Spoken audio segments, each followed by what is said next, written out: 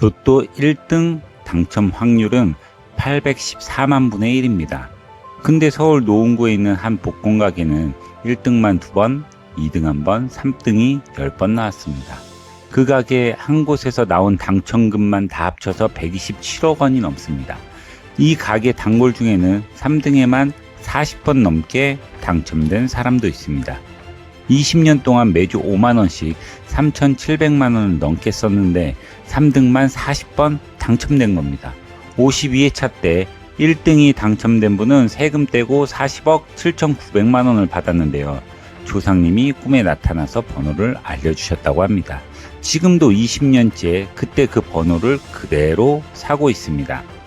취재진이 이 가게를 찾아온 손님들과 짧게 대화를 나누는 장면도 있는데요. 다들 하는 말이 비슷합니다. 다른 데서도 사봤는데 여기는 되더라고요. 라는 말이에요.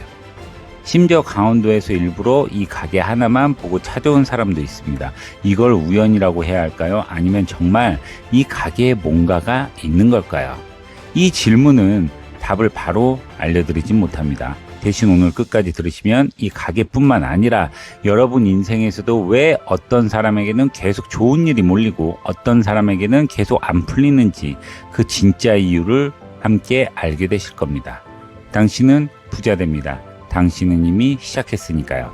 안녕하세요. 하와이 모닝커피입니다. 이런 이야기가 항상 나오면 등장하는 게 있습니다. 명당이라는 말입니다. 이 가게를 취재한 다큐멘터리에서 풍수 전문가가 등장합니다. 땅 밑으로 좋은 지맥이 흐른다고 재물이 모이는 자리라고 설명합니다. 근데 그 답으로 넘어가기 전에 먼저 다른 이야기를 하나 들려드릴게요.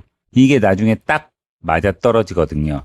영국의 심리학자 리처드 와이즈먼이라는 사람이 있습니다. 수십 년간 어떤 사람은 유독 운이 좋고 어떤 사람은 유독 운이 없는지를 연구했어요. 그리고 그 연구를 담아 행운의 법칙이라는 책을 썼습니다. 그가 내린 결론은 이렇습니다. 운이 좋은 사람들은 신비한 힘을 타고난 게 아니다. 특정한 행동 패턴을 반복하는 사람들이라는 겁니다. 여기서 자연스럽게 이런 반박이 나올 수 있어요. 그냥 사람이 많이 몰려서 그런 거 아니야? 판매량이 많으면 당첨자도 많이 나오는 게 당연한 거 아니야? 사실 이건 아주 정확한 지적입니다. 통계적으로 보면 한 가게에서 표를 많이 팔수록 당첨자가 나올 절대적인 숫자도 늘어나는 게 맞습니다. 명당이라는 신비한 기운 없이도 그냥 사람이 몰리는 것만으로도 이 정도 결과는 충분히 설명될 수 있습니다. 근데 여기서 진짜 흥미로운 질문이 시작됩니다. 그럼 애초부터 왜 사람들이 가게로 몰렸을까요? 처음부터 신비한 기운이 있어서 몰린 걸까요? 아니면 몰리기 시작한 이유가 따로 있을까요? 와이즈먼의 연구가 정확히 이 지점을 설명합니다. 사람들이 몰리는 이유는 기운이 아니라 반복된 행동과 그 행동을 지속하게 만드는 믿음 때문이다. 즉 명당이라는 소문이 사람을 부른 게 아니라 계속 이 가게를 찾아온 사람들의 반복된 행동이 통계를 만들고 그 통계가 다시 소문이 되어 많은 사람들을 불러들이는 순환 구조라는 겁니다. 와이즈먼의 연구에 정말 흥미로운 지점이 있어요. 그는 스스로를 운이 좋다고 믿는 사람들과 운이 없다고 믿는 사람들에게 똑같은 신문을 나눠주고 신문 속에 숨겨진 사진 개수를 세어보라고 했습니다. 사실 그 신문 두 번째 페이지에는 커다란 이런 문구가 있습니다. 그만 세어보세요. 이 신문에는 사진이 43장 있습니다. 근데 스스로 운이 없다고 믿는 사람들은 이 문구를 놓친 채 끝까지 사진을 세고 있었습니다. 반면 운이 좋다고 믿는 사람들은 문구를 훨씬 더 잘 발견했습니다. 더 재밌는 건 이 실험 사진에는 사진 세기 문구 말고도 하나가 더 숨겨져 있었습니다. 이 문구를 발견하면 진행자에게 말하세요. 250파운드를 받게 됩니다. 라는 문구였습니다. 근데 사진 세기에만 몰두하던 사람들은 이 돈을 받을 기회조차도 놓쳤습니다. 와이즈먼은 이 실험 하나로 운이 좋고 나쁜 게 신비한 힘의 문제가 아니라 눈앞의 것을 얼마나 여유롭게 알아차리느냐 그 문제라는 걸 보여준 겁니다.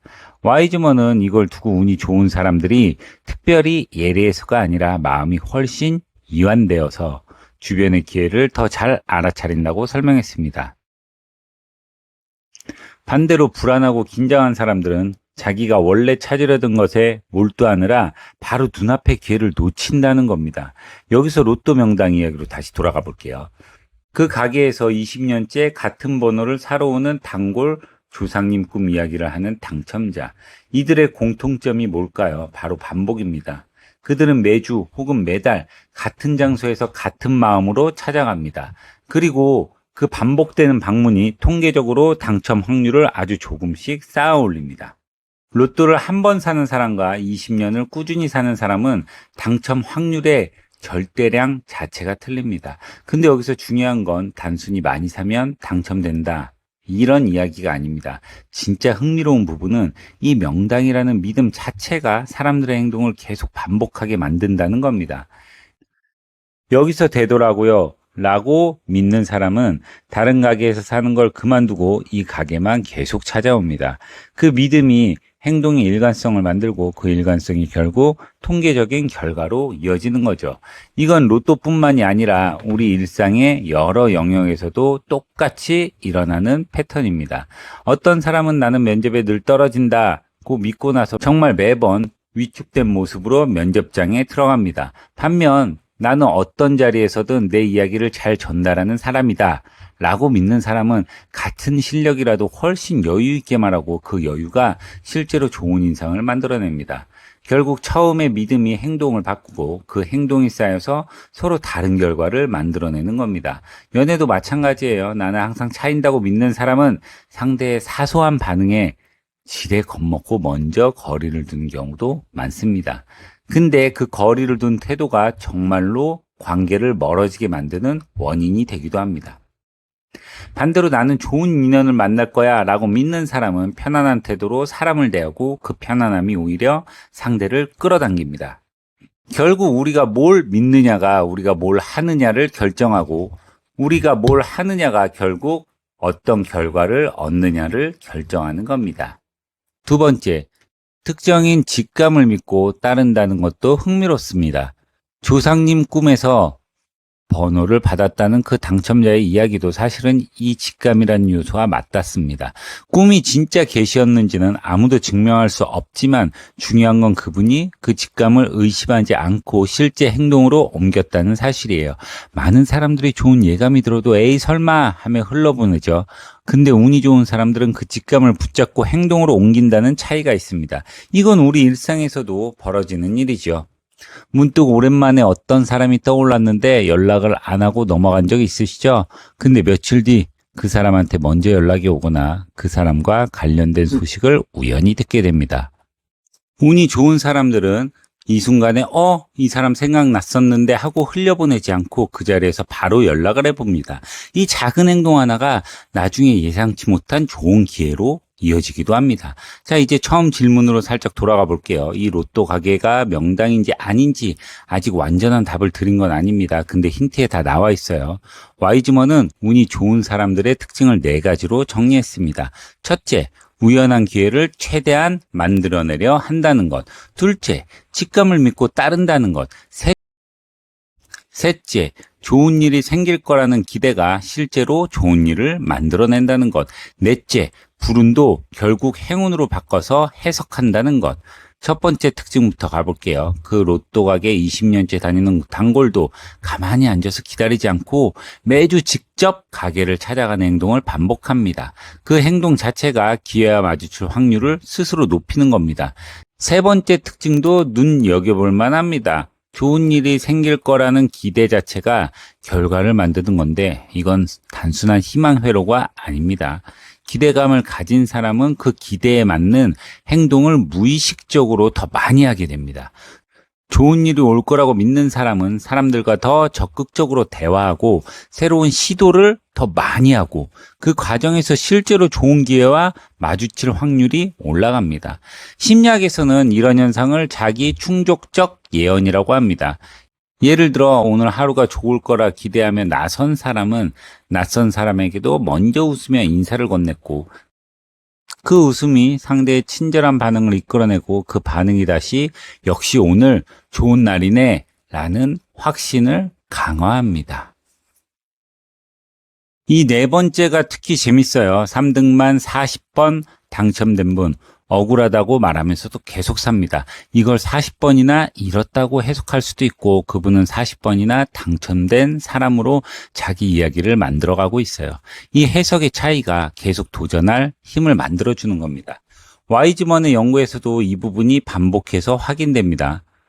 똑같이 안 좋은 일을 겪어도 운이 좋다고 믿는 사람들은 그 일에서 배울 점이나 다행인 부분을 먼저 찾아냅니다. 그래도 이만하길 다행이다. 이번 경험으로 뭔가 배웠다는 식으로요.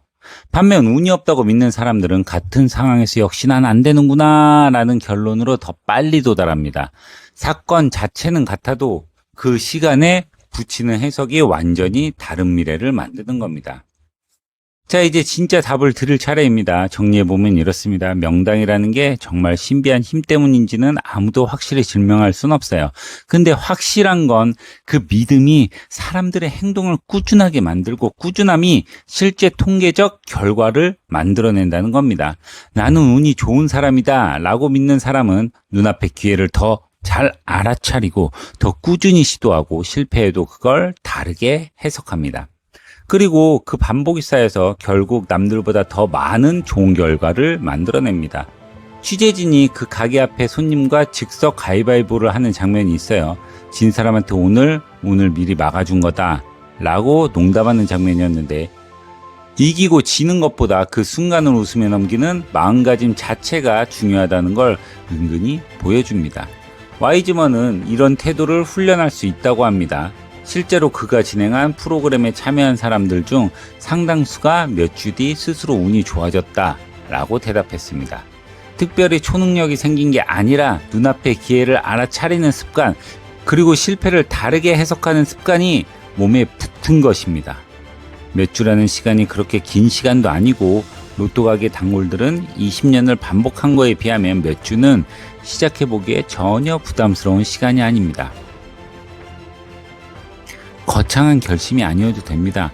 그냥 오늘 하루 낯선 사람에게 먼저 인사 한번 건네보는 것, 그것부터 시작하셔도 됩니다. 그리고 그 믿음이 정말 눈앞의 기회를 다르게 보이게 만드는지 딱 일주일만 지켜보십시오.